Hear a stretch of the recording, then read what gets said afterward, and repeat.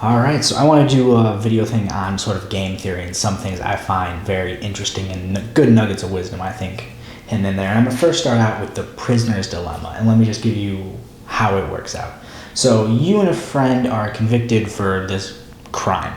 They don't have evidence on you, but they need, they got you in the hot room. They're trying to say, hey, we'll let you walk out today if you say your friend did this. And they're saying that same thing to your friend. And now let's just say if you don't talk, you both stay silent, you both get 3 years. And let's say if you stay silent and the other person talks, you get 20 years. The other person walks out that day. Vice versa. If you talk and the other person stays silent, you get to walk out that day. The other person has that 20 years. And the fourth outcome that you can get out of that is you both rat on the other person. You both get 10 years. So I'm just going to draw that out for you. This in game theory is a payoff matrix. Just make it big enough so you can actually see. Alright, I'm going to have cooperate and defect. Cooperate is being resembled by C, defect is by D, and let's have player 1 here, player 2 up here. So if you both cooperate with one another, you only get 3 years, so we're going to do -3, -3. But let's say that you cooperate and the other person defects, well, you're going to get negative, let's just say 20 years, and the person walks out that day. Alright, you are going to be the first numbers, then player 1 is going to be the second ones. Then the vice versa is going to happen here. The other person is going to cooperate, but you're going to defect. So you're going to get out that day, 0, and the other person is going to get negative. Oof, that's a bad 20. Jeez. 20. And then if you both defect, you're both going to get 10 years on here. Now, one of the worst things about this is, so the best thing for both parties is if you both cooperate and you both stay silent. But yet it is the worst off for each individual person. So let's say that I'm player 2. My best outcome, the best thing I can do is right here, is defect as the other person stays silent. Now I get out that day, right? But if I'm following that logic, player 1 is also following that logic. Well, for his best thing to do is to go with this. Is for me to stay silent, but him to talk. But overall, it is worse for both parties, and we end up here. Now, the best thing would be, is we can get our act together. We can know the other person well enough to be like, hey, you know what? Let's both stay silent.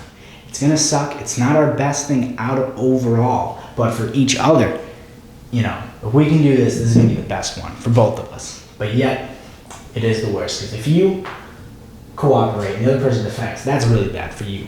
Great for them. But if you both pick this option, both defect, you're both worse off. Now what's great about this is you can sort of take the logic with it and you can kind of run with it. So let's say you're two countries talking about nuclear disarmament. So, let's say, hey, nuclear disarmament. I can't even talk. Getting rid of our nuclear weapons, that's great. It's great for everybody. It's a win-win. I mean, yeah, we lose that firepower, but overall, it's great. We're going to have that extra money we can put into schools or whatever non-warring countries do. But I start thinking, it'd be great if we get to keep our nuclear weapons and they don't. Ooh, that'd be really good. But wait a minute. What if I get rid of mine? But wait a minute. I think it's going to be best off if nobody's got nuclear weapons. But wait, what if I get rid of my nuclear weapons and they keep theirs? Oof, I don't like that. So you can go into that sort of step. Or you can go into, what's another good one? Divorce lawyer. Let's say me and my wife, we're getting a divorce. Now, we both talked about, we're like, hey, the best thing right now would be is we don't get lawyers in. But then I start thinking, you know what? Maybe I should get a lawyer. I mean, if I get a lawyer and she doesn't, I will get everything. And she won't. But that's not nice. We had good years, stuff like that. I don't feel like it. But wait a minute. What if she gets a lawyer and I don't have a lawyer? She's going to get everything and I'm going to get nothing. Ooh, I don't want to risk it. I'm going to get a lawyer. And you both show up to court with lawyers. This is sort of the underpinning of the great movie Marriage Story, which is fantastic. It's got Scarlett Johansson and the name is eluding me at the moment. The guy who played Kylo Ren. Oh, good heavens, how can I not remember the name? Wow, I'm falling apart here. But yeah, so it goes into that sort of logic. And when you grab that, there's a lot of things you can do with it. So you can also do it, let's say you're looking at, a drug deal. It's like, you call up your person you get the drugs from, like, hey, I want, $1,000 worth of reefer or whatever. And the person's like, great. Where do you want to meet? It's like, let's meet behind the bowling alley at 2 a.m. Okay. Now, time's going by, you're sitting there and you start thinking, well, Adam Driver, Marriage Story, Adam Driver, that's his name. God. Damn, I'm good. Whew. Back on topic. Let's say you're just sitting there and you're thinking, you know what? I really do want the reefer, but I don't want to pay $1,000. What if I just bring a gun? I stick it in his face and I get the reefer and the $1,000. It's a win-win. But yet, guns are messy. I don't want to bring that along. It could go bad. I'm just gonna leave it home. But wait a minute. What if I go there with my $1,000? I get there. He has a gun, puts it in my face, takes my $1,000 and the reefer. What am I gonna smoke? What am I gonna do? Maybe I should go with a gun. Then, when you get there, you both show up with guns. You're both worse off if you just showed up and did the business. So that's something I really like out of this game. It has a lot of logic and things you can sort of extrapolate and put onto different scenarios. Now, there's a great game that was done. Robert Axelrod ended up doing a sort of game with computer programs, sort of going through this thing. They created algorithms, prime number solutions. There were some that are very simple, always cooperate, always defect. There were probability distribution, all these fancy algorithms. But the one that ended up winning was created by Anatole Rappaport, I believe is the name. And it was called Tit for Tat, which is interesting because it was almost the simplest one. There's only about 4 lines of code. Now, I don't know much about coding, but 4 lines is very small. And it had a very beautiful thing to it. Every time it met somebody new, its first line of code was always be nice. Always be nice, no matter what the other, always be nice.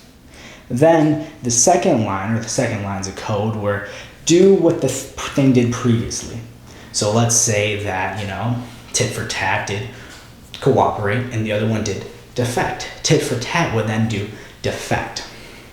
Then let's say the third game in that line, the other program did cooperate. Tit for tat would do cooperate. And this one beat 32 others, which is interesting. And there's some beauty behind this system. It's very transparent. You know what's going on. There's no probability distribution or this weird thing going on where it's like, be nice 30% of the time given whatever previous history happened or anything like that. It's very straightforward, transparent, which is good. It's also not a sucker. You can't take advantage of it. If you're rude to it, mean to it, it's going to do the same thing back. It's not going to be a pushover.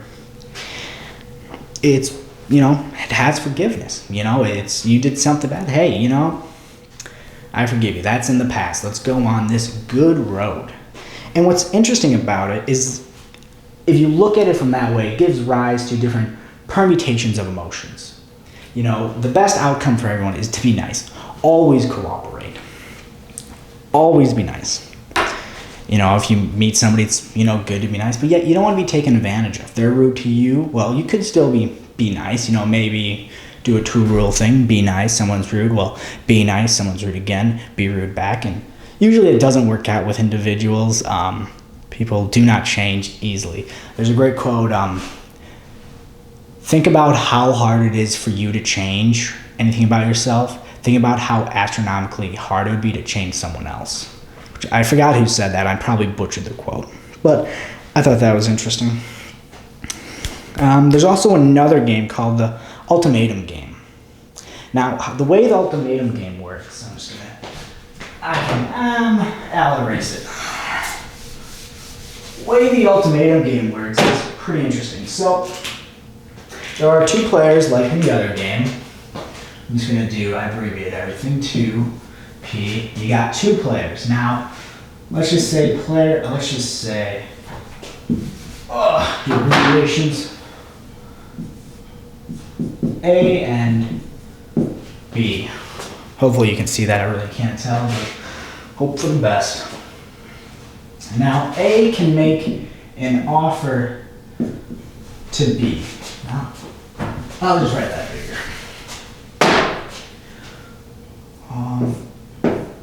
A can make an offer to B. Now, B can do two things. It can accept or it can reject. All right. So it can accept or it can reject it. Now, if it rejects it, everyone ends up with 0. Oh, that's nothing. So A can offer $1 to $10. So it can offer anything in there. B can either accept or reject the offer. Just like that. Reject the offer. Now, if it rejects the offer, both people are going to get nothing.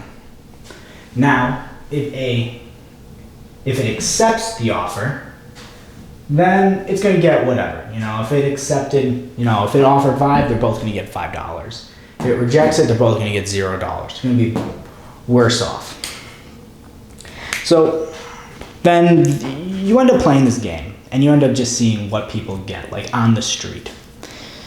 And usually, when people give out, they usually give in the middle, 5, 6, in that range, 4, somewhere like that. Sometimes you see higher ones, sometimes you see lower ones, like $1.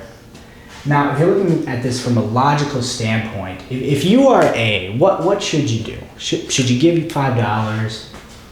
Should you be fair? Should you give just $1? A makes an offer for $1 to B, and then B accepts it, and A is left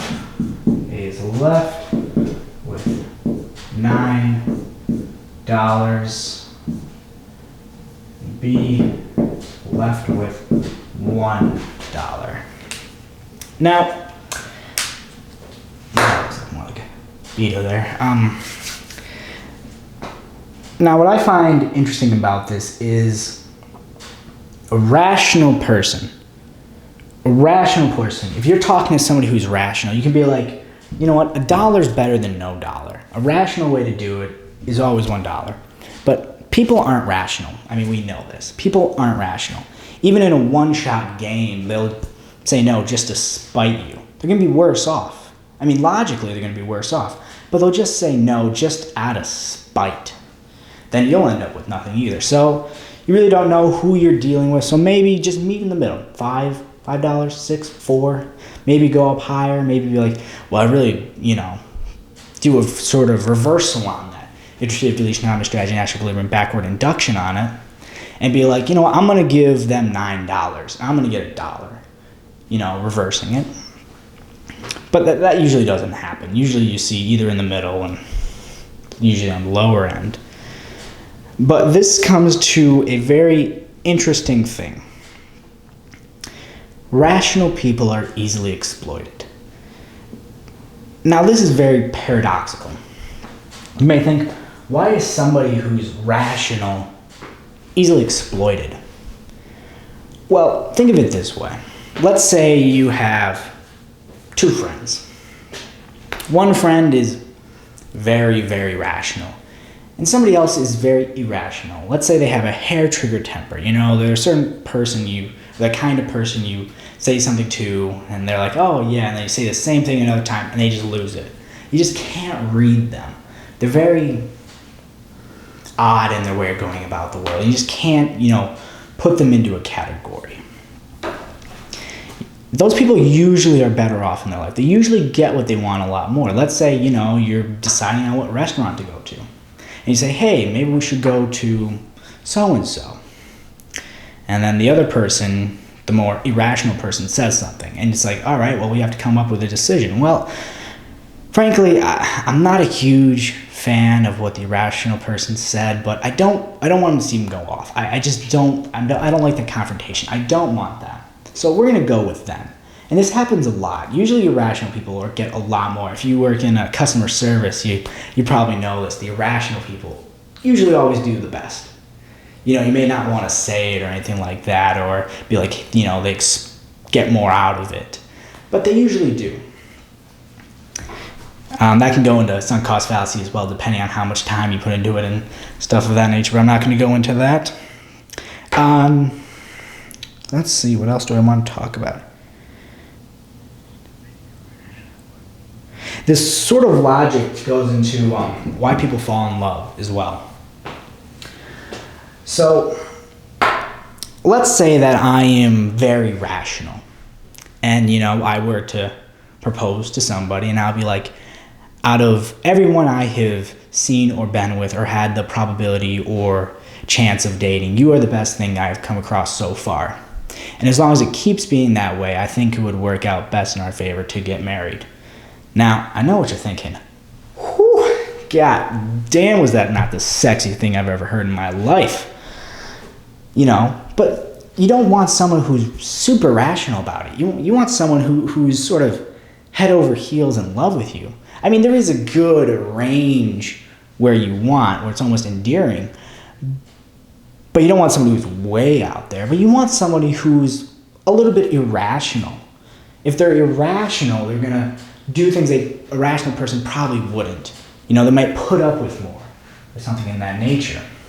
So being 100% irrational isn't the best thing in a relationship. Sometimes you want someone who's a little irrational, but in a good way. So I think that's pretty interesting. Let's see, is there anything else I want to talk about on this topic? Different permutations. Yeah, I think that's all I want to talk about that. And then I'm going to talk about the Truel. Where's my eraser?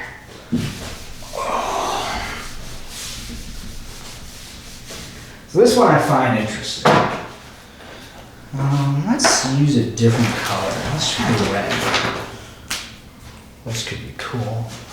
Might pick up better, I don't know. It's sort of pinkish, I don't know. Maybe I'm colorblind.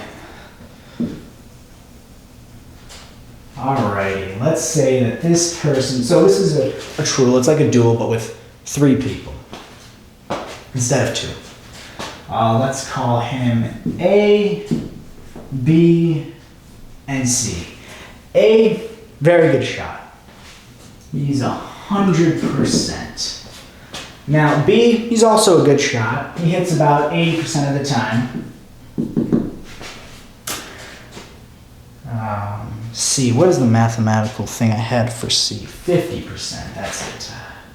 And C is 50%. Now, the question that, well, there will be a few different ways of doing this. Let's say, okay, the first question is, who would you want to be? Who has the best probability of winning? Now, there's also another thing. The worst shot goes first. So shooting order is C goes first, B goes second, and A goes third. Now, who do you want to be? Well, most people, the obvious thing is, well, heck, I want to be A. You know, he's got 100%. Yeah, he's last in the shooting order, but, you know, if it goes to 2 games, he's going to win. But what's interesting about this is the best person to be is C. This is very, very off-putting. At least I find it off-putting when I first saw it. I'm like, why would you want to be C? Like, yeah, you get to go first, but is it really that important to go first? And as I learned more about it, in fact, it doesn't even matter if you shoot at anybody. The best thing for you to do, actually, is to shoot away, not shoot at anybody. And I know that's very weird. Even saying that now, it feels weird. It doesn't feel right. It feels as if my reading and time I spent thinking about this was all wrong. But this is the logic of it, and the sort of thing you have to pick up on. So let's say you shoot and you kill B. Well, who's up next? Well, it was your turn. You killed the person who was turned the second turn. Now A, who's the third turn, is going to take a shot at you. He's 100%. So, that's a bad outcome. You're dead. Okay, well, let's say you shoot at A. Let's say you miss. Oh, you miss. Okay. Well, 100. Oh, sorry, B shoots at 100. Let's say B hits or misses, and you can keep going down that probability distribution. But let's say that you don't use your shot at all. I mean, let's say you do hit A. Well, B takes a shot at you. That's 80%. He'll probably get you. If not, you shoot, you miss. His probability of hitting you is a lot better the second time around. Well, not a lot better, but, you know, I can go into probability distributions and stuff like that. He pretty much gets you. So the best thing for you to do is to not shoot at any of these people. Because what's going to happen? They're going to worry about each other. B's going to shoot there. B misses. A's going to shoot there. A's not going to shoot you. You're not that big of a threat. He's going to worry more about that. B's definitely not going to shoot you. He's got somebody else who's 100. He knows 100 is probably going to shoot him. Unless nobody likes that person, but I mean, it could happen that way. You know, you sim this down a lot. I mean, you have to look at the probability, like what is, you know, the sort of geometry of the situation, stuff like that. This is a very simple reading of it, but that's how extrapolation methodology works. You go very small and then very large. You know, it's like, in my understanding of why, you know, your way of explaining, well, it's as small as, it's as big as, to get a better comparative view of it. And if you actually work out the numbers, I'll do the numbers in black. If you actually work out the numbers, A comes out to a 30% chance of winning. B comes out to an 18% chance. And C comes out to a 52% chance of winning.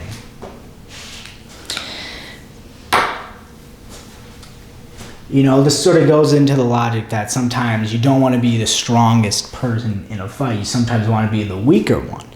You know, this is sort of the logic that goes into like war. Let's say that there's three nations. Sometimes you don't want to be the strongest person because everyone's trying to be king of the hill.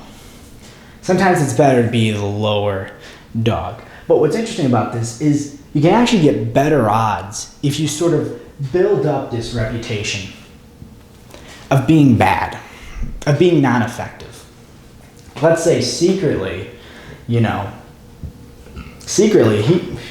90%. Whew, that makes your odds crazy. You could probably work out the math for that. I'm not going to do that. That's a lot of matrices and stuff like that. But you could probably work out the math, and you're going to be a lot better off if you can sort of fake it, if you can have a disguise, pretend you're not as good as you are. Save your best plays for the playoffs.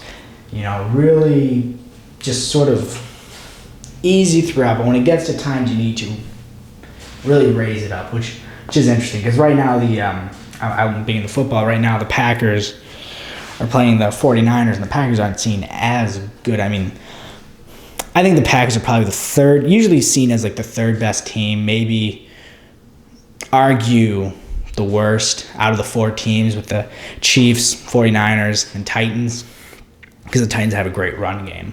As long as they have that, where the Packers are very wish-washy. But you could probably look at it that way too. I don't know with the 4th, but it's not directly with all those because it's only direct between 2 teams. But yeah, that was something else I found interesting. I wonder if there's anything else I wanted to share. I guess the logic in this, if you find you're the weakest in a winner-take-all competition, don't try anything until it's a head-to-head. That's something to take away from it.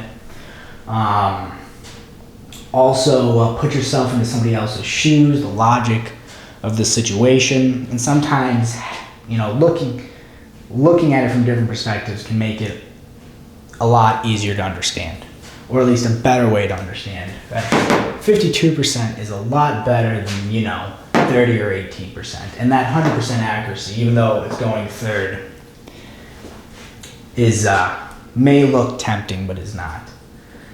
And which is, I think there was something else in that article I read. No, I think that's pretty much it. Another one I'm going to go to is 1066. That'll be my final one.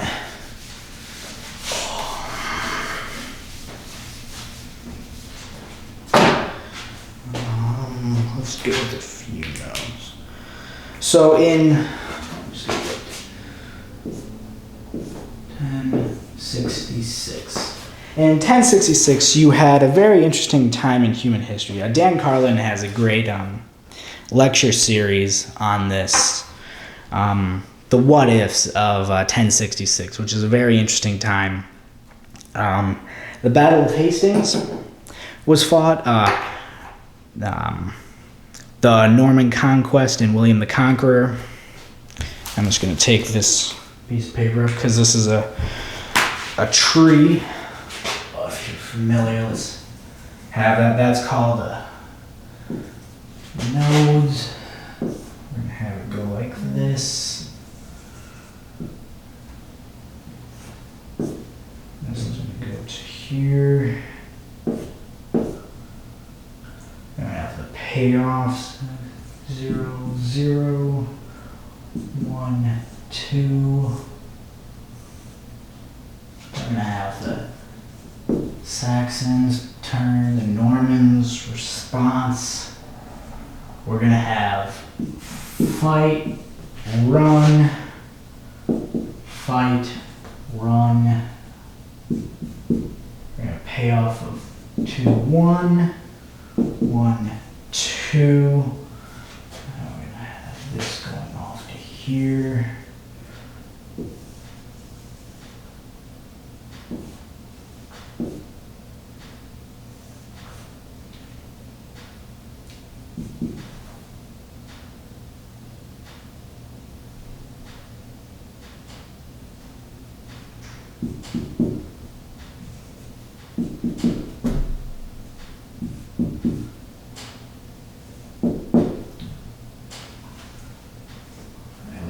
Blank for a second.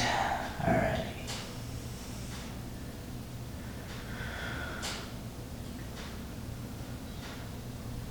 Now we're gonna have fight, run.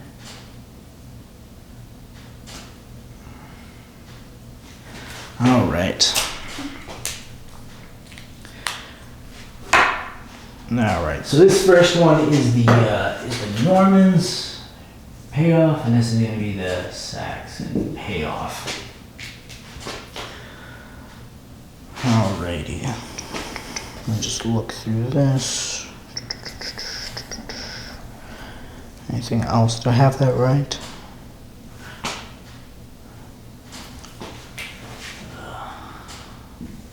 The Saxons. Alrighty. So, you have the Normans. First, you have the Saxons. You have the Normans arriving on the beach. You have the Saxons. The Saxons have two options. Well, they can either fight or they can run. You see somebody land on the beach, they're opposing military. There's two options. You can either fight, you can run. We're taking away, like a truce or something like that. Let's say there's no option for that. It's fight or run. Those are the two options you have. Now, leaving that, let's say the Saxons fight, it's going to go to the Normans' turn. What they do, if they run, it goes to the Normans. That's what end means. So the Normans, they could fight as well, giving a payoff of 0-0. Or they could see that the other people want to fight, so they're going to run away, which is 1 for them, because they have to run. The Saxons, they get a 2. They didn't have to do anything. The Normans wasted all their time, energy, supplies. Maybe ships got damaged in sailing, all that. So they have a 1. Now let's say the Saxons see them roll up in their ships and like, oh well, this isn't good. Let's run. Well, the Normans are like, well, we got here, we got all this time, and we landed. We don't even have to put up a fight. They're gonna get a 2. The other team's gonna get a 1 because they retreated. Now the Normans, let's say the Normans run. Well, we got here, really don't want to fight, anything like that. So, being the leader, willing to conquer, what do you do? What do you do for your forces? Well, one of the things you can do is you can burn your ships. Now, this goes into taking away strategies, showing the other person that you're taking away strategies can be better off for you. You don't want it to be silent, which I'll talk about. It's famously done in a movie. So this is not burn, and this is burn your ships. So let's say that the Normans, they end up burning their ships. Now what does that do? You just burnt your ships. What does that do? What does that change? Well, for starters, you can't run. You can't run. There's no way. Now, as you're burning the ships, the Saxons see that. And the Saxons, they think they're burning their ships. That means they're going to fight. We know what they're going to do. They're going to fight. Let's look at the payoffs for fight. You have fight, that's 0-0. You have run, but they fight. That's 2-1. Payoff is 1. Now, what is your best payoff in the situations? Your best payoffs are the runs. You're having a 2 if you fight and the Normans run. If you run and the Normans run, you both have 2. Good outcomes. But your worst outcomes come during the fights. And that's what happens here.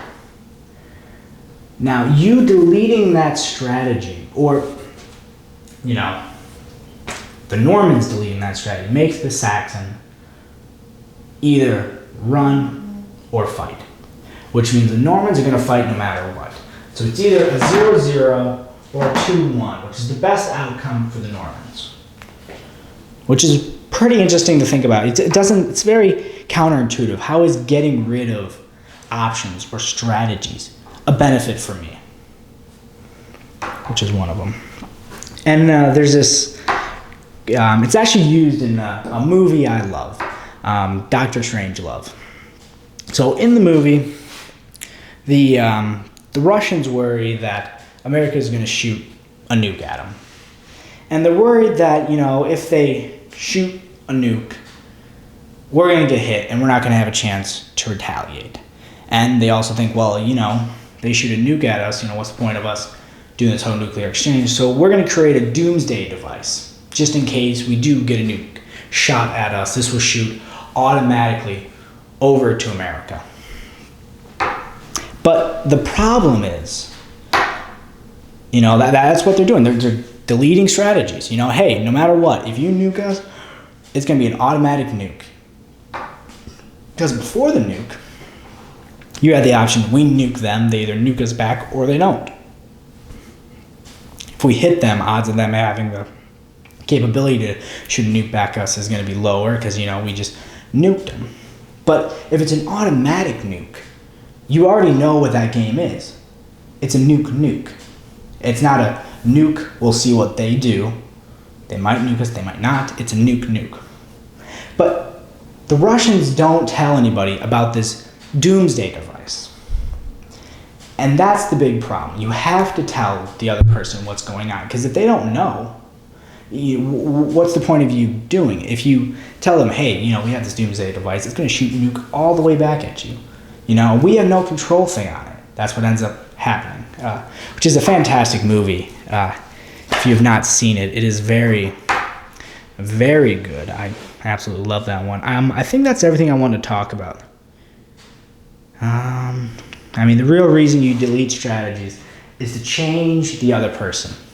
And I think that's pretty interesting. I could get into the game theory. Well, maybe I could talk about the Seattle Patriots Super Bowl and not running it, or the pass option in the Super Bowl, which, if you look at it from a strategic standpoint, passing it was the smarter thing to do, but it didn't end up well. You know, and there's also a hindsight bias in that as well. It could be, well, how do you know that was even a smart option if it didn't work? But sometimes, you know, you might have a great hand, but that, you know, the royal flush or whatever, you might have 3 kind aces or something like that, have a really good hand, but the probability of you losing is so low, it's irrational not to go all in. But yeah, I think this is stuff. I think I talked about everything I want to talk about. I don't think I left anything. I probably did leave that stuff out. I usually do, but yeah, interesting stuff, hopefully.